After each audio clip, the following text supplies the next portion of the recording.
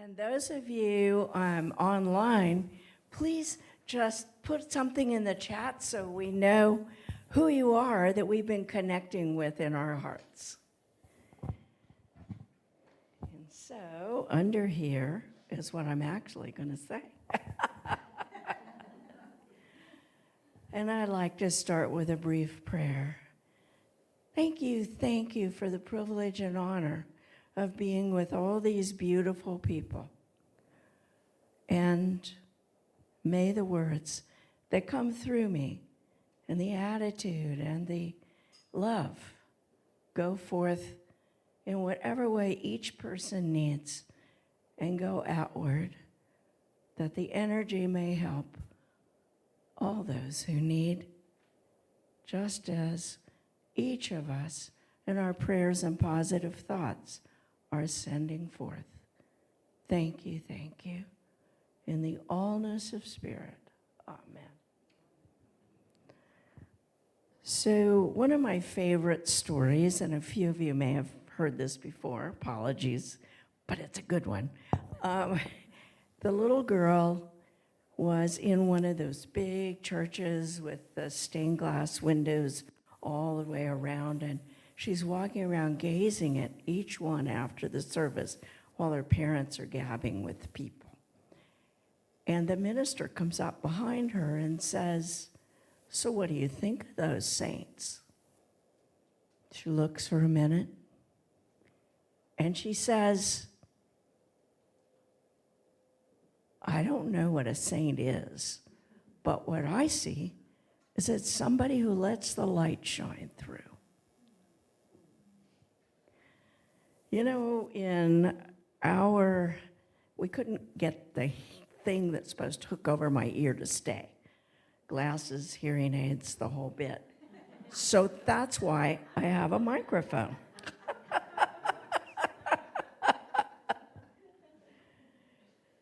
So, you know, I've also heard martyrs aren't very popular in their own lifetime.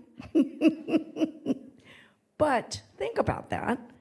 That's because the word martyr in that case must mean someone who's doing the poor me scene. Well, that doesn't really work for any of us. We've all done it. And we might need to do it some days for a few minutes, as long as we're giving compassion to ourselves while we're doing the pity party, poor me. As long as we're saying, "Oh, I'm sorry, honey." And then we say, I think I'd rather see the light than where I'm going with this. So I don't know about the people that became sainted, but in a way, we're all part saint if it means that we want to help others, that we want to send the light forth, that we want love to come forth. That's why we're here. That's why we gather together, isn't it?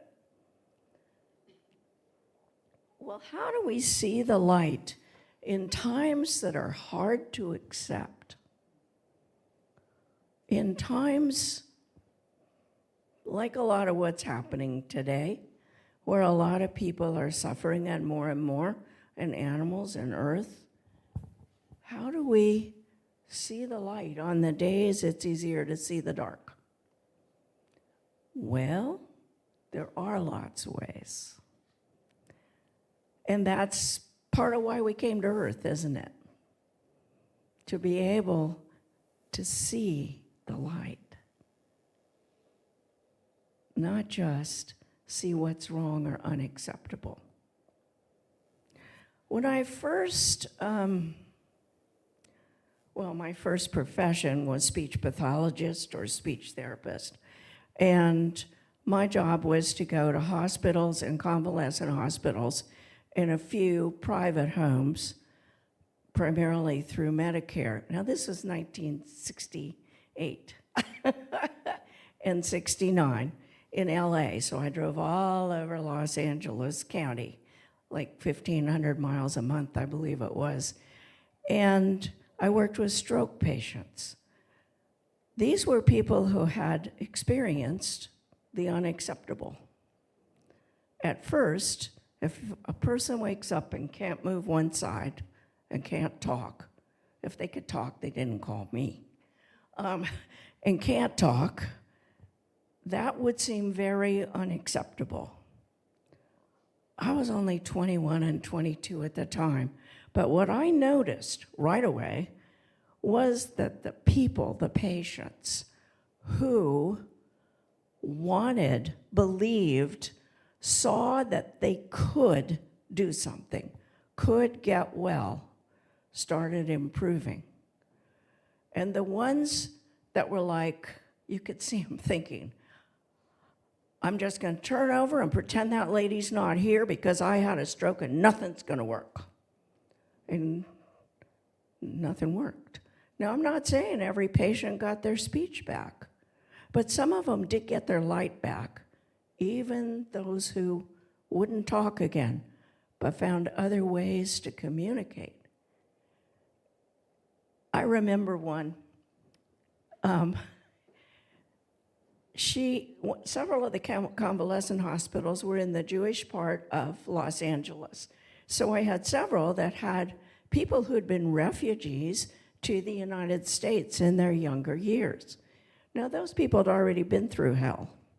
Those people had already had to have a perseverance that, in my life, I've never had anything as difficult as that. And I remember this one named Ida Wilderman, pronounced Ida Wilderman. And Ida Wilderman did, at first, not have much speech. As she worked on it, she was one of the lucky ones whose speech came back pretty well. And then she was in her home, and I was still prescribed to, I was part of her subscription of therapists. So Christmas and Hanukkah were approaching. And Ida was always one to look for something that she could get excited about. Now, this is trying to live alone with one side paralyzed and semi-speech. And she said, I've never had a Christmas tree. I want a Christmas tree. And she said, and my daughter would kill me. So here's what I want you to do. She wanted me to go find a bush so it wouldn't look too much like a Christmas tree. It could be from a Christmas tree lot, but a bush. And she was going to tell her daughter, I bought a Hanukkah bush for us. And knowing that involvement works, she was going to say, I can't put the decorations on by myself. I need your help. That kind of attitude is finding the light in the unacceptable. And this is a long time later, but Ida Wilderman will be with me always. How do we train ourselves to see the light in the chaos, in the painful, in the seemingly unacceptable? How do we do that? Well, as soon as we're looking at or experiencing what we consider unacceptable, but it's here, it might not be considered unacceptable, but we got two choices, accept it or not. I think the first step is ask for help. Those who believe in positive prayer, get the word out to them. Put, your name in the prayer box. Call Silent Unity. Have somebody who loves you. Call your friends that believe in the positive, that believe in prayer. And obviously, you yourself say, okay, I need help. However you picture or feel the presence with a capital P, however you picture or feel the divine, ask for help. Ask for help. You will receive help. You may not know how you need that help. We often are like, and I want this and this and this and this. Thank you very much. And then we let that go. So the second part of asking for help is surrender it to whatever is for your highest good and the highest good of all concerned. If it's the health of Mother Earth or your own health or anything else, after you ask for help, then surrender that to whatever is for the absolute highest good of all. We've all been, you wouldn't be here if this weren't true, we've all been working on up-leveling our consciousness, so to speak, moving upward from lead into gold. And one of the things that helps the most when we're facing the unacceptable or something we've decided is acceptable. By the way, that's a hilarious judgment, isn't it? This is unacceptable. Well, it's happening, isn't it? So if it's unacceptable, then we're the ones going, resist, resist, resist. Doesn't work too well. We've all tried it. In fact, it doesn't work at all. But one of the things that can bring our consciousness up to see the light in the midst of what seems like all darkness is thankfulness. What can we be thankful for in that which is? There are always things we can be thankful for. Back to stroke patients. They can be thankful for nurses and people who care about them. They can be thankful for the therapists that come in and make, hopefully, the day a little more cheerful.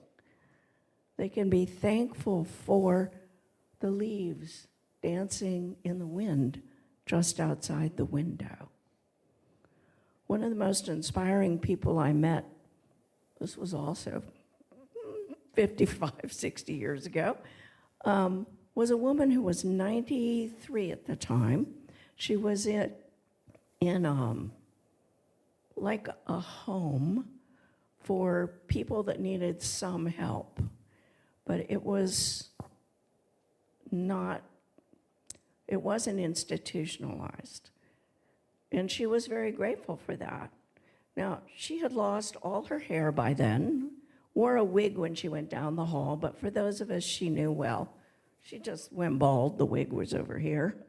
And she was grateful for everything.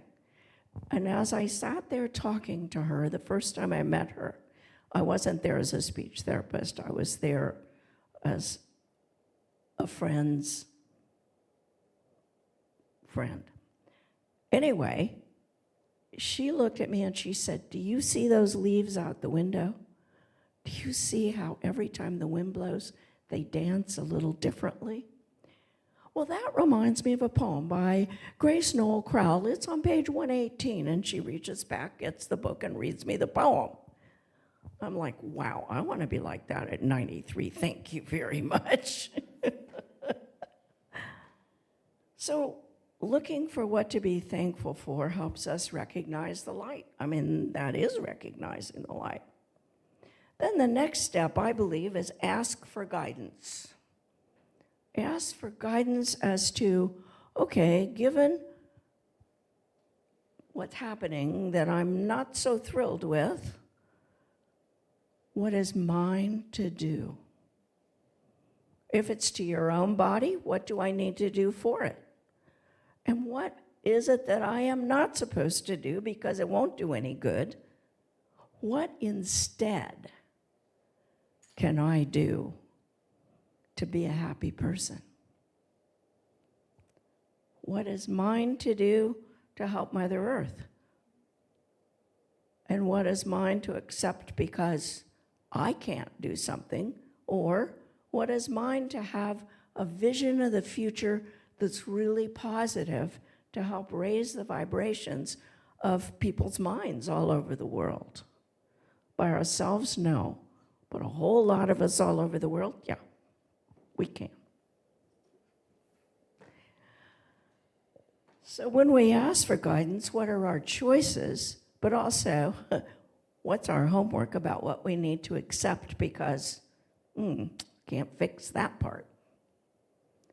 And then to follow through on whatever we know is ours to do.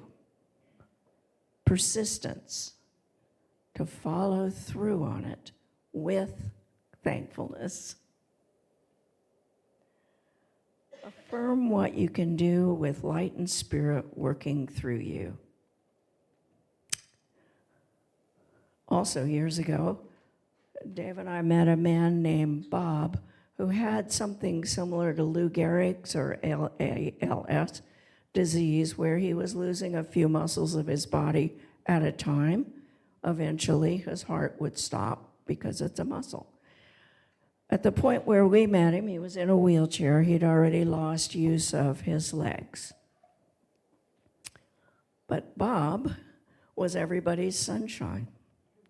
He worked on the switchboard at the hospital at UNC in the days you plugged people in to the switchboard for them to say who they wanted or what they wanted. And he felt his job was to send light, a silent prayer, to every single person, no matter how fast he had to move those little pegs. And so grateful that his arm still worked, because someday he wouldn't be able to do that. He was one of the happiest people I have ever met. And I had the honor, in quotes, of doing an appointment for his mother, intuitive counseling kind of appointment that she made, because I don't do them if somebody makes them for somebody else. That's manipulation. And she came, and she was not the positive person Bob was. People come with a list of questions and issues. Every single one of her questions and issues was negative. Why do I have this? Why does this happen? When's this going to go away? And so on and so forth. So in a way, he had to grow up living with the vast negativity. And he came out one of the most positive people that I'd met, who had one of the most difficult rest of his life to go through. So it isn't whether our background trained us for this. It is the practice we do, day in, day out, throughout each day. So imagining the best future possible is an important part, because many of us, and I'm sure guilty of this, tend to future things. Oh, well, this is how I could work it if that ever happened again, blah, blah, blah. The best future possible. Dave came across something, I don't remember where, online, where the person was suggesting that you sit down with a journal or whatever and imagine the headlines, the best headlines you can imagine in a paper in the future. You don't say it's the year such and such. Just the last of the polluted water is now drinkable, or whatever you choose to put down. And when it's the darkest places we might be in person, when we're imagining the future, not recreating what broke, not, oh, now that relationship will be fixed. Maybe, maybe not. Maybe it wasn't supposed to be. But imagining love. Period. Imagining happiness, joy, peace. Project that, because it helps it happen. And then, like I said before, release it. Release it, this or whatever is for the highest good, for myself and all concerned. So if we stay aware, if we live in loving awareness, compassionate awareness, as we look for the light, it's like the Tai Chi diagram, which is the yin-yang diagram, renamed somehow, the Tai Chi diagram. It's a circle of wholeness, isn't it? And with sort of a backwards S curve, one side is light, but with a little circle of dark in the middle. One side is all dark, with a little circle of white in the middle. Why? Because as Khalil Gibran, the poet who wrote The Prophet and many other wonderful things, is saying, any time that we're in a space of joy and happiness, sorrow's asleep on our bedside. That doesn't mean that we sit around going, oh no, when's it gonna strike? When's the other shoe going to drop? It's not about that. It's about encompassing, embracing the wholeness,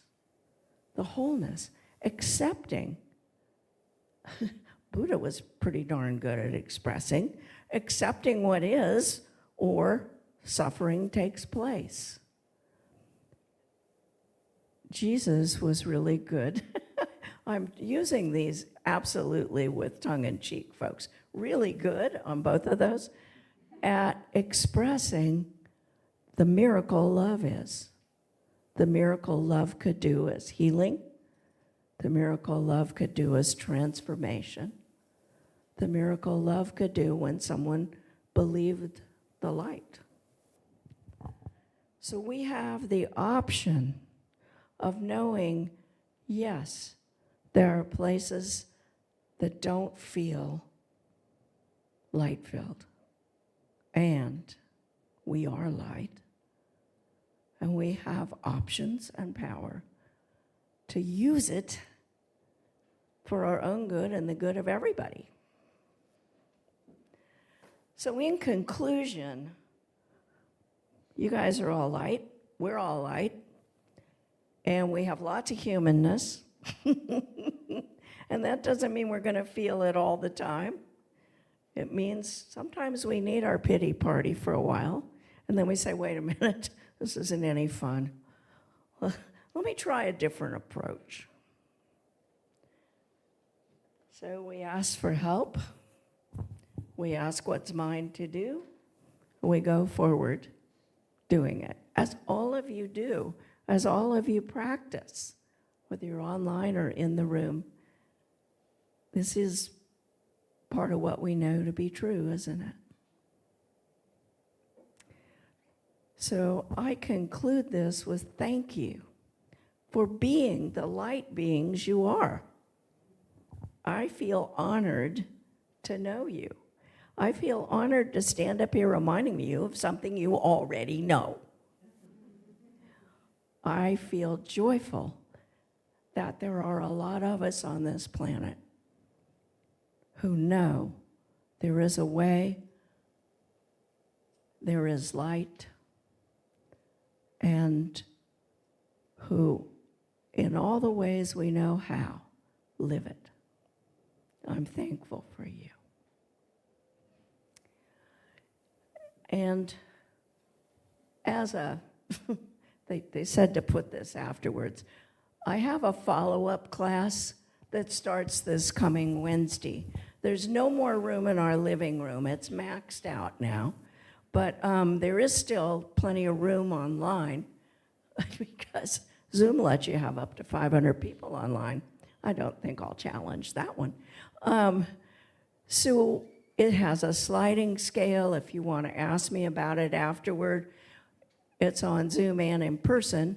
And I've made it very, very simple electronically for my sake too, because electronic genius I am not.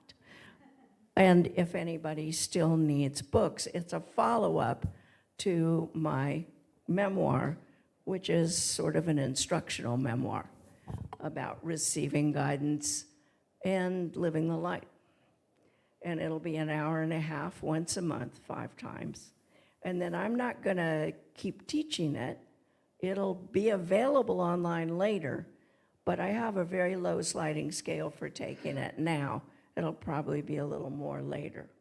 So that's an invitation, and I thank you. Thank you all so much.